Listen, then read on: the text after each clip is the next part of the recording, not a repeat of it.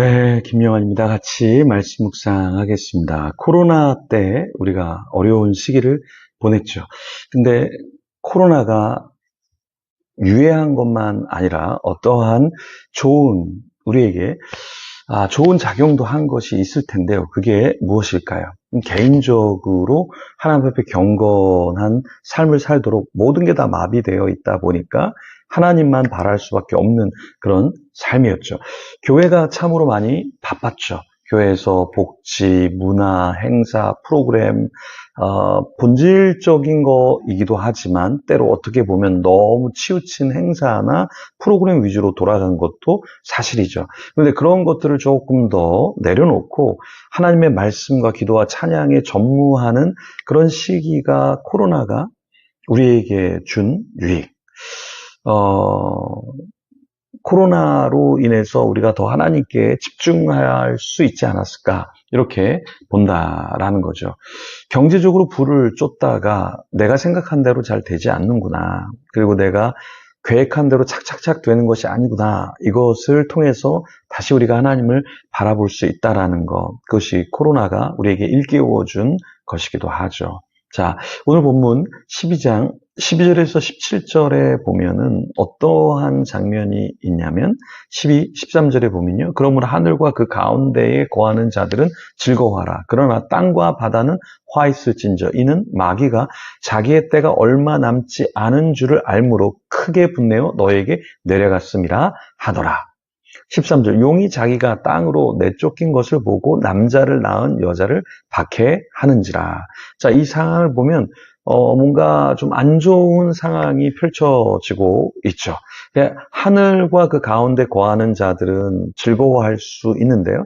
땅과 바다에 있는 자들은 이제 마귀가 자기의 때가 얼마 남지 않았기 때문에 마구 분을 내어서 공격하는 거죠. 그럴 때 우리가 안 좋게만 보는 것이 아니라 그런 환난과 고통이 있기 때문에 우리 하나님께로 가지 않을까요? 최근에 어떤 한 사람이 하나님께 돌아왔습니다. 근데 왜 돌아왔을까? 이렇게 보면 너무 잘 나가기 때문에, 너무 행복하기 때문에 내가 내 뜻대로, 계획대로 되어서 그런 것이 아니라 오히려 내가 생각한 대로 되지 않고 고난이 오니까, 고통이 오니까 하나님께 돌아가게 되었다라는 것입니다. 우리도 마찬가지입니다. 용이 자기 땅으로 내쫓긴 것을 보고 남자를 낳은 여자를 마구 박해합니다. 그러니까 우리도 박해를 받을 수 있죠. 그런데 박해를 받을 때 우리의 불순물들이 빠지기 시작하고 또 하나님을 우리가 더 의지하게 되는 것이죠. 그럼 여기에 이 용이 땅으로 내쫓긴 뒤에 무엇을 하냐면 한 남자를 낳은 여자를 박해합니다. 그럴 때 이 여자가 누군가라고 했을 때 어제도 살펴봤지만 이 여자를 어떻게 볼 것인가 했을 때 요한계시록 12장 1절에 해를 입은 한 여인, 이 여인도 그렇고 오늘 나오는 여인도 그렇고 크게 마리아로 볼 수도 있고 또 유대 민족, 유대교로 볼 수도 있고요. 또 세 번째는 교회를 상징한다 이렇게 볼 수도 있습니다. 그런데 대부분의 신학자들은 이 여인을 신약 시대의 구속 공동체, 교회로 이해합니다. 그래서 이런 해석을 우리가 따를 수 있는데요. 요한계시록 12장의 이 여인은 문자적 인물로 보기보다는 상징적인 존재, 하나님의 구속 사역에 동참하는 교회 공동체를 가리킨다. 이렇게 볼 수 있다라는 거예요. 14절부터 17절에 보면 또 어떤 것이 펼쳐지냐면 그 여자가 큰 독수리의 두 날개를 받아 광야 자기 곳으로 날아가 거기서 그 뱀의 낯을 피하여 한 떼와 두 떼와 반 떼를 양육 받음에 여자의 뒤에서 뱀이 그 입으로 물을 강같이 토하여 땅이 여자를 도와 그 입을 벌려 용의 입에서 토한 강물을 삼키니 용이 여자에게 분노하여 돌아가서 그 여자의 남은 자손 곧 하나님의 계명을 지키며 예수의 증거를 가진 자들과 더불어 싸우려고 바다 모래 위에 서 있더라. 그 여인은 어디로 갔죠? 큰 독수리의 두 날개를 받아서 광야 자기 곳으로 날아서 갔습니다. 이 독수리의 두 날개로 인도함을 받는 장면은 출애굽 때의 모습과 비슷합니다. 출애굽기 19장 4절에 보면 내가 애굽 사람에게 어떻게 행하였음과 내가 어떻게 독수리 날개로 너희를 업어 내게로 인도하였음을 너희가 보았느니라. 자, 이 계시록에 나오는 3분의 2의 말씀들은 사실은 구약에 있는 말씀들을 가져와서 그 계시록에서 요한이 환상을 본 것을 펼치고 있어요.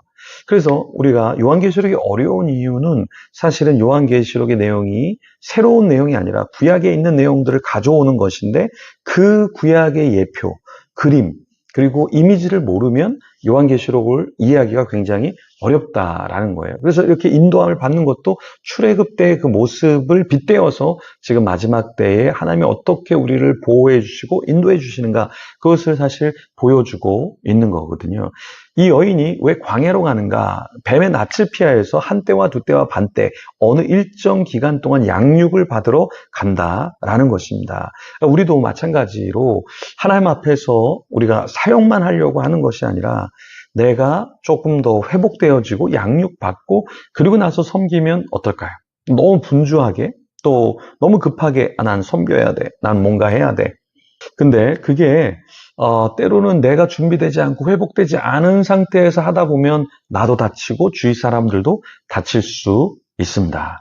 그래서 먼저 우리가 양육을 받는 것이 좀 필요하고요. 그 양육을 받은 뒤에 섬김으로 나가야 한다.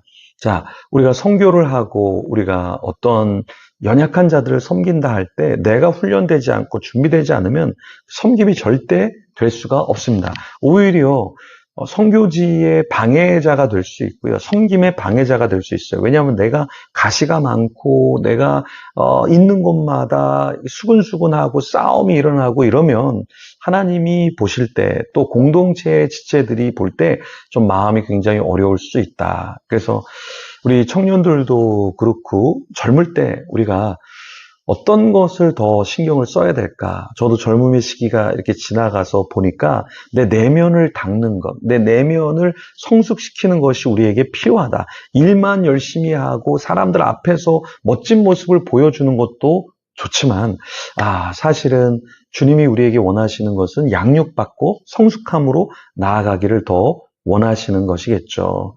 그래서 이런 자가 나중에 마지막 시험을 또 이길 수 있는 거죠. 용은 여인에게 분노해서 어떤 움직임을 취하죠? 용은 여인의 남은 자손, 즉 하나님의 계명을 지키며 예수님의 증거를 가진 자들과 더불어 싸우려고 바다 위에 서 있습니다. 사실 싸우는 게 아니라 일방적으로 공격하려고 하는 거죠. 이런 남은 자손이 우리가 될 때 사실 어떻게 그 마지막 시험을 우리가 이길 수 있을까요? 오늘 지금 내가 하나님께 드려지지 않으면 나중에 하나님께 나 자신을 드릴 수가 없습니다. 그러니까 오늘 내가 1,000원도 10,000원도 헌금하지 못하는 사람이 나중에 10억, 100억을 할 것 같습니까? 절대 그렇지 않죠. 지금 못하는 사람은 나중에 더 큰 걸 할 수 없어요. 그러니까 지금 여러분 우리가 순종하고 순복하고 헌신하고 희생하고 우리 자신을 비우지 않으면 절대 나중에 마지막 때라고 해서 경성하고 깨어있지 못하다라는 거죠. 오늘부터 우리가 매일매일 깨어있고 더 주님을 사랑하는 저와 여러분이 되길 소망합니다. 그럴 때 마지막 때 나중에 시험에서도 우리가 승리할 수 있다라는 것, 이것을 잊지 마시고 더 주님 앞에 우리 자신을 내어드리는 저와 여러분이 되기를 소망합니다. 그런 자 되도록 같이 기도하며 나가겠습니다.